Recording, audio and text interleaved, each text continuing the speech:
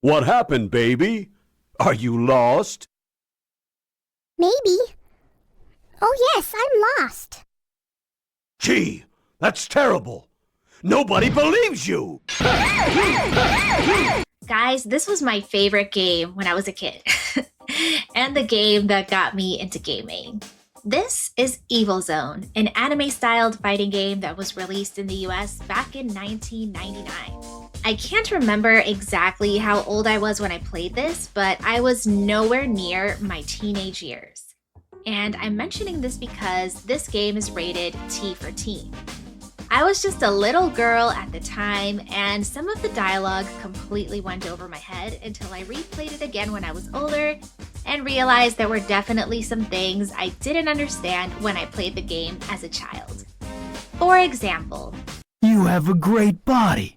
It looks truly delicious. Oh, you're a real pervert. yeah, I had no idea what the word pervert was, but I assumed she was just trying to call him weird because that's just what I thought he was. There's a pretty high chance that you've never heard of this game before, and it's not just because it's old, but because it didn't do very well overall. In fact, there was originally supposed to be a sequel to this game, which they literally announced within the game itself. Are you getting ready for a sequel? Even though you are alive, you can't be in the sequel. What? Is there a sequel? Please mark my name as your favorite character on the questionnaire. Thanks. Here is another possibility for a sequel. There is a high chance of being in the sequel. I heard everyone could be in the sequel. Not everybody. It's not that easy. Unlike you people, I don't have to be in the sequel. I don't have to be nice at all. Yes, I see. That was Lai, who will definitely not be in the sequel. But that ended up never happening, which is kind of awkward, but it is what it is. I can only speak on the US version of the game, but I can tell you that it has the worst dubbing work I have ever experienced in my entire life. And I say that lovingly, because I love this game, but I mean the dub is laughably bad. And I'll definitely show you what I mean a bit later. But yeah, let me tell you about my first favorite game ever, Evil Zone.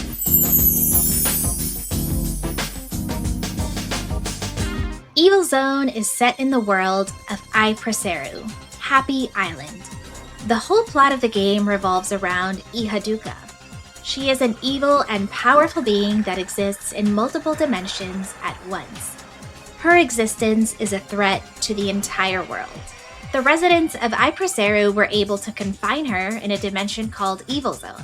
However, her confinement is not enough to ensure everyone's safety. It is merely just a temporary solution. So eretzvaju must be destroyed. To do so, a tournament is arranged in which the strongest fighters from each dimension compete against one another, and the winner is the one tasked with facing eretzvaju and ultimately destroying her before she can escape Evil Zone. The selected champions are Danzebar, Setsuna, Lai, Errol, Gali, Kea, Midori, Al, and Kakarine. Despite the fact that all of them joined with the intention of defeating eretzvaju, each of them has their own unique reason for fighting. Some joined the tournament for the simple goal to help protect the world, while others had different intentions, such as consuming eretzvaju's power and using it for their own evil purposes.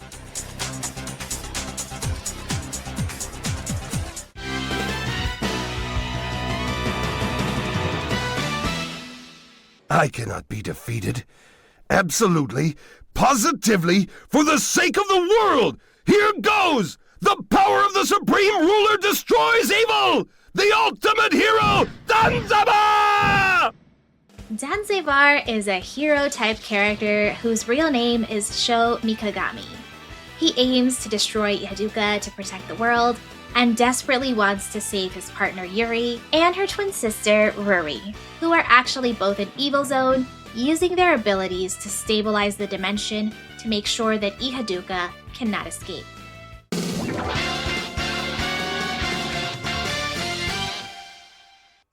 To the one who illuminates my passage and destroys evil, in the name of Setsuna I vow my unfailing love.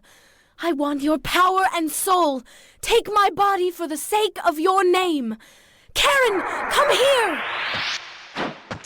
Setsuna Saizuki is a very interesting character because inside of her lives another entity, a girl named Karen. Near the end of Setsuna's story, Setsuna learns that Karen is actually Ihaduka's fragment. Karen never reveals this information to Setsuna. She ends up finding out through Kakarine. Things get a little tense after the reveal, and Setsuna becomes afraid that Karen will leave her and go back to Ihaduka. But she sticks with her until the very end.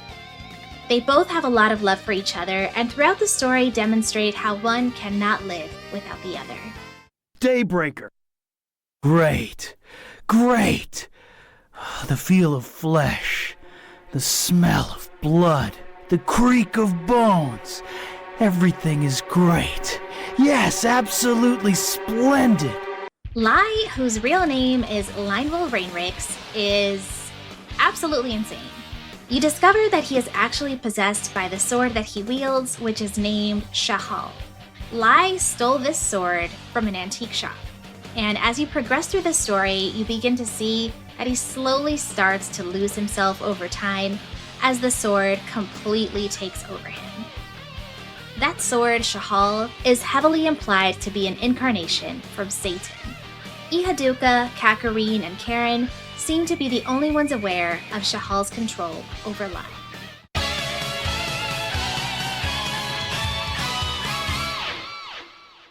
I'm sorry. I had to win for the sake of Al. Oh, I'm embarrassed I brought his name up. You did it for me! Thank you, Errol. It was nothing, Al. This is how I feel. Oh. Errol Plows is super in love with Al. And throughout this story, she can't help but fangirl and talk about how much he means to her, even right before a fight. She is a mercenary that wears armor powered by her own spirit, which she calls Nephil.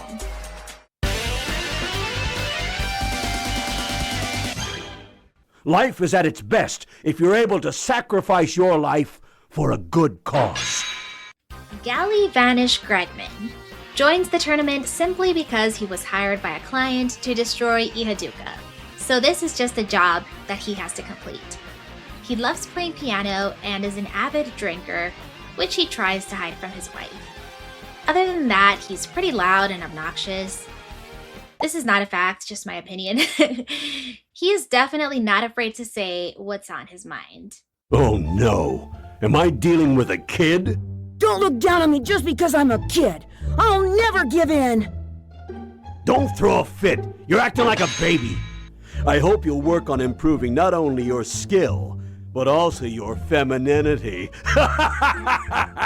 Wow, little girl. You have a cute dress on. But you should go home before you ruin your dress. Don't talk nonsense. Why don't you come and get me?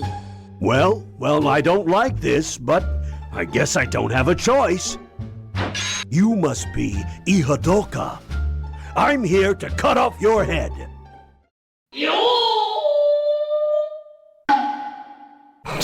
You poor thing.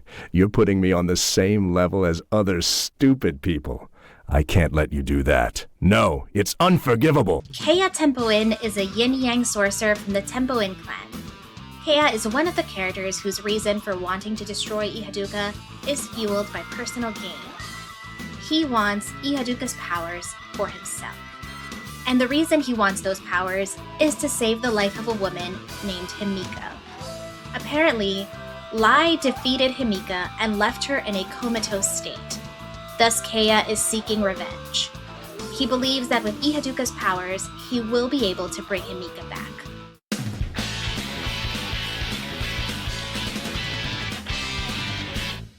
You're the evil one, right? I'm thrilled. I feel danger in the air. Midori Himeno is a martial artist who is next in line for inheriting her family's dojo. She is also the best friend of Setsuna, who she lovingly refers to as Yuki. Her motivation for joining the tournament is simply due to the fact that she loves fighting and wants to get stronger to become the dojo's successor.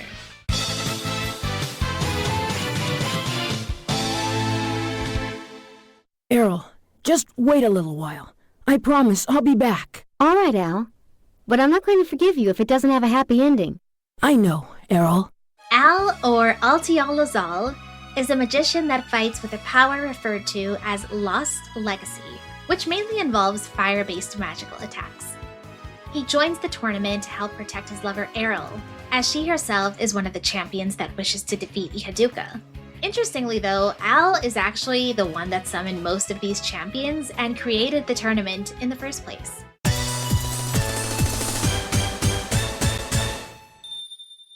Let's see. There were monkeys that evolved into men, and there were other monkeys that didn't. Therefore, there is man like you, and there is an existence like us that evolved from man. Do you understand? Kakarine, despite looking and sounding like a cute little girl, is actually over 10,000 years old. Classic anime aging. Her reason for wanting to defeat Ihaduka is the most interesting, I would say. Throughout the story, you discover that Ihaduka is actually an incarnation of Kakarine's childhood friend named Leah.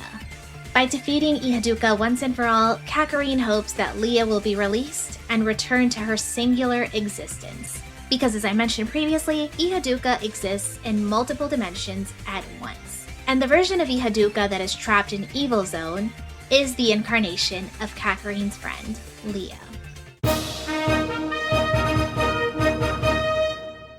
You are a true idiot. I will not be yours, even if you keep killing me, because I am what I am. I don't need you anymore. The Leah you once loved doesn't exist anymore, anywhere. Ihaduka, as I just explained, is Leah's incarnation. Leah was originally a court magician before she was possessed and confined in Evil Zone. The entire tournament and purpose of the game is to destroy her before she manages to escape confinement. My favorite character was Kakarine. She had one of the best songs in the game, the cutest, most magical design, and super mysterious abilities. She also had such an adorable voice. However, I can't tell you how shocked I was when I was playing her story and made it to the final fight, which was of course Ihaduka.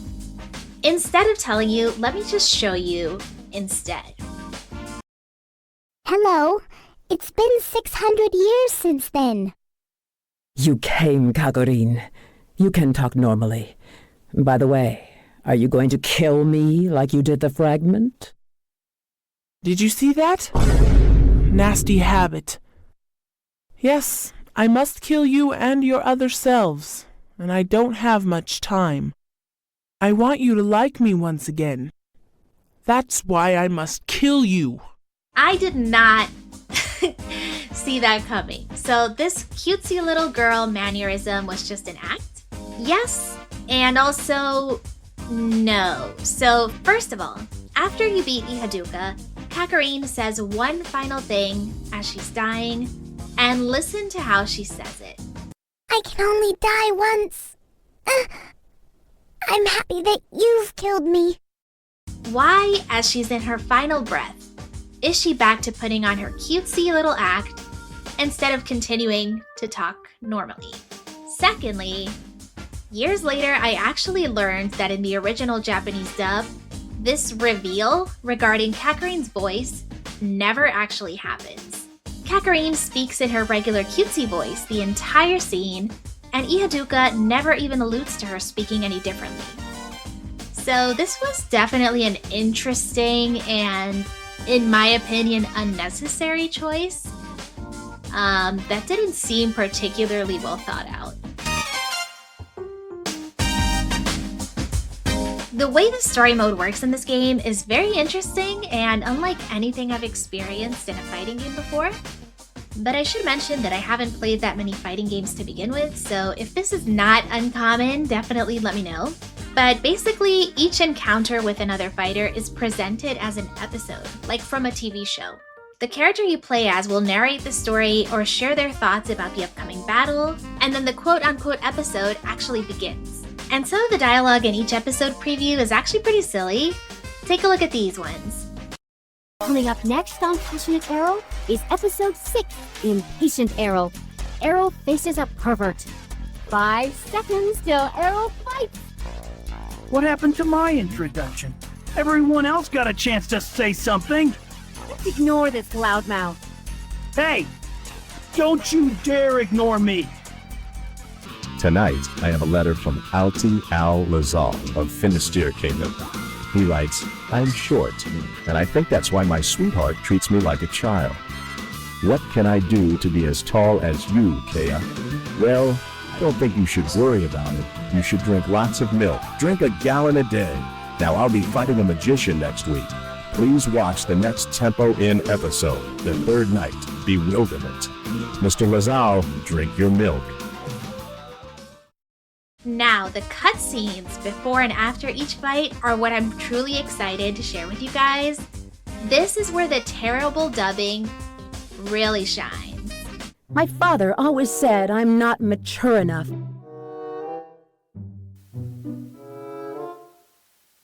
I want to protect what's important to me, no matter what. I see. Even the magic formula you call Lost Legacy won't work on me.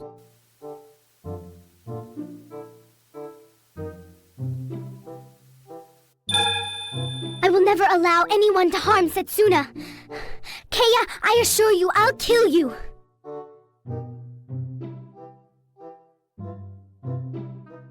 From now on, I'll be following you, Yuki.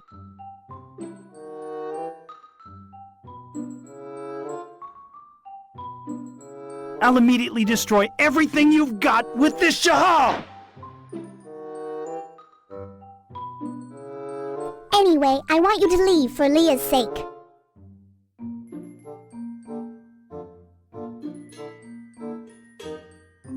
Actually, I have my own reasons for fighting.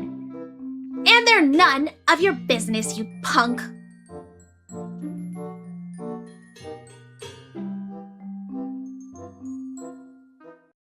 Even when I played this as a little girl, I was like, wow, that's really weird. They did it this way? Why are they still moving their mouths when there's no audio? But rewatching it again as an adult just made me laugh so much. But aside from the laughable dubbing, the game did have a lot of strong elements. I personally feel like the music was one of the biggest standouts. Here are some snippets of some of my favorite songs, which I still occasionally listen to here and there.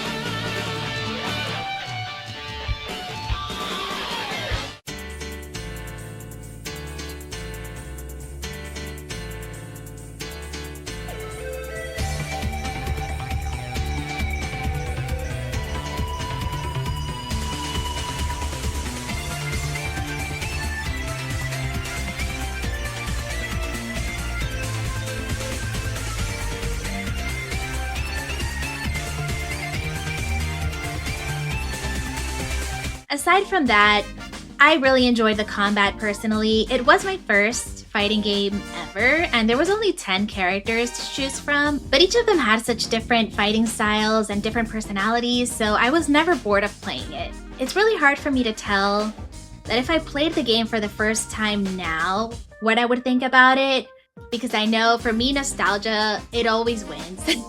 Whatever I experienced as a child and enjoyed as a child, I'm still probably gonna think positively of it now. So I don't know if this game is actually good or not, but I really like it and I think it's really interesting. So I just wanted to talk about it because it was my first favorite game ever.